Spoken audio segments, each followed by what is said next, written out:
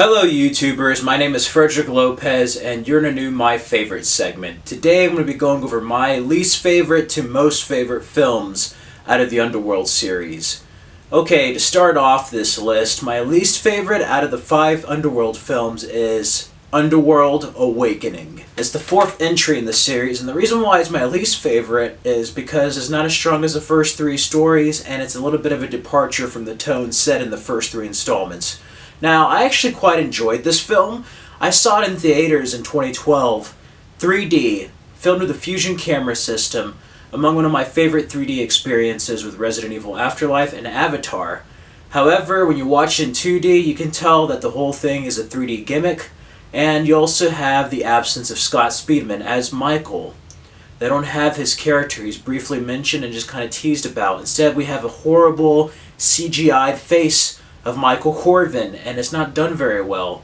It's totally different, but I do like the idea of it, how humans discovered the existence of werewolves and vampires and started to hunt them down. So you start off with this giant purge of vampires and werewolves from humanity at the beginning. It's very dystopian, a very different type of underworld.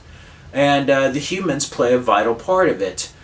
And the story feels like it's half-baked. The way this direction is, it feels like it's a video game where more and more enemies are fought until you get to a giant boss, and the Lycans in this are just huge.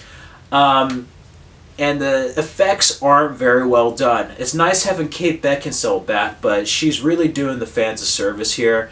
And what's really missing is Lynn Wiseman's direction and writing. The story of Underworld pretty much ended with the first 2 films. The third one was a prequel, and in a way it's kind of like Terminator, where the first 2 films were written and directed by a guy, is pretty much the story, and they just keep going and going.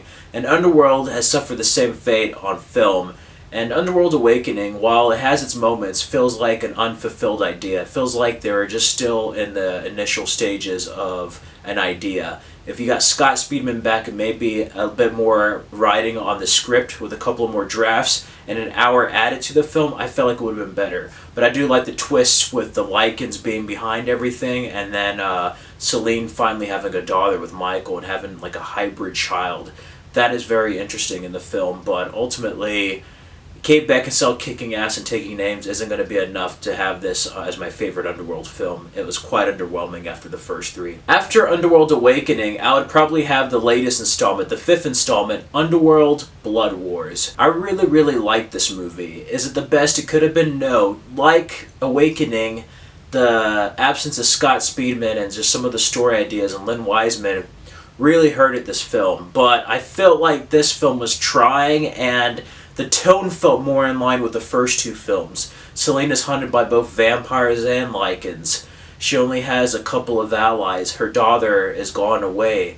She feels like she needed to protect her, so her daughter just left. So Celine is alone, and she's probably just beat up the most in this. She's gone through an emotional struggle that we have never seen before in the previous films. And I like the villain. I like the main female villain. She's very good. She kind of has an element of Eva Green. And I also like Marius. I really like him as a Lycan bad guy. He's something new. It's not the scientist. You can actually believe that this guy would be a leader of a Lycan pack. And ultimately, I like Theo James' role. I didn't like him as much in Underworld Awakening, but they actually give him something to do. And he has an important role in this series, finally. And I like that added stuff. Charles Dance does a good job. Ultimately, it's one of those films that's enjoyable. It's not the best sequel in the series, but it's far more enjoyable than Awakening. But ultimately, what's suffered on the last 2 movies is the lack of Scott Speedman and the lack of Lynn Wiseman. They're not taking the series anywhere. It's just stuff is happening, but nothing is really progressing. But you do get to see what different covens look like. Celine gets to kick ass and take names again. I like the fight sequences in this one. And the only thing that's missing is a hard rock soundtrack. But other than that, it's a very enjoyable, yet sometimes forgettable installment of the Underworld series. And I wouldn't mind if they ended it at Blood Wars, but they might have one more, they said. I hope they are able to end it right. My main con with this film is what they do with Michael Corvin's character. He just gets killed off in a really bad way.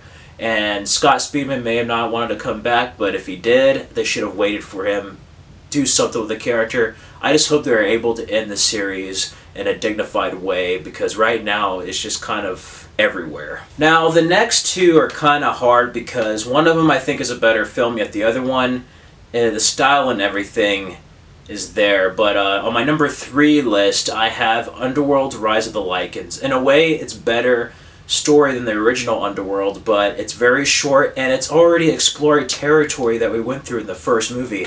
However, all that aside, it is a very well done prequel.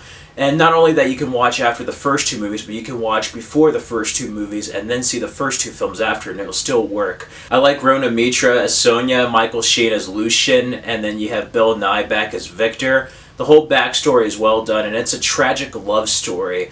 A very different Underworld tale compared to the first 2 films, but it still has action. You just have swords, Lycans. The only beef I have is that there's a bit more computerization with the werewolves, the Lycans, but other than that, it's a very well done movie. And another con I would probably have is that it's maybe a little bit too short, but it's just the right length. It flows very well, and ultimately it's not as weak as the 4th and 5th entry. This is actually a well done entry, and Underworld could have really ended as a trilogy.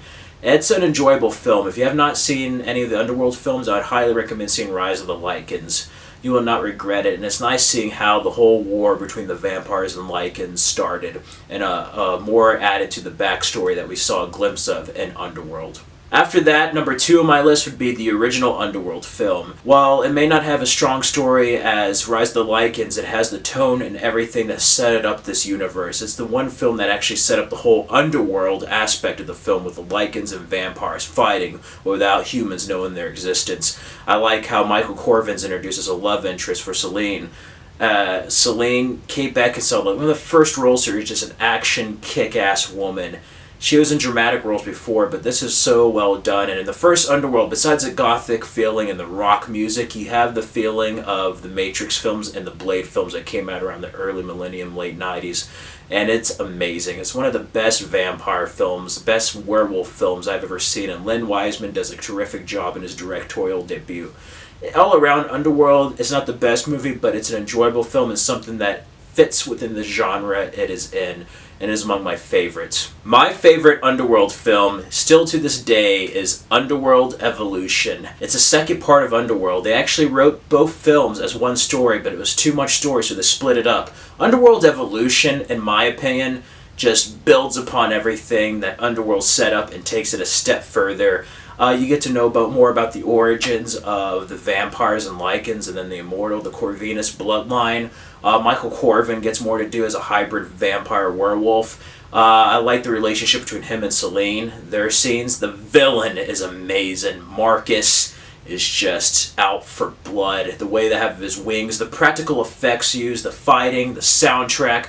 Everything about this film is just awesome, and Underworld truly evolved with the sequel. And yeah, I love Underworld Evolution. It's my favorite. I love all the Underworld films, but Underworld Evolution was the best it got to me. I mean, that is where it really should have ended. The story is tied up at the very end. And it's hinted that the Covens are in despair and chaos, but we don't really get to see that fully in the sequels like we should have. But this film not only delivers on everything set up in one, but it promises so much more for the future that unfortunately has never been seen yet. But Underworld Evolution is one of my favorite sequels, and again has that vampire gothic vibe that the first film had. If you're going to watch any of the Underworld films, please check out the first 2, if not 3. They're wonderful. But yeah, Underworld Evolution is my favorite. Anyway, I hope you enjoyed this my favorite segment, and that's just my personal ranking. Yeah, let me know in the comments below, what are some of your favorite Underworld films? What's your least favorite Underworld film? Just let me know in the comments below. And yeah, if you like this, hit the like button, feel free to comment, subscribe, and check out my other top 10 lists in which I go over my favorite vampire and werewolf films, as well as zombie films. Anyway, that's all for today. Thank you.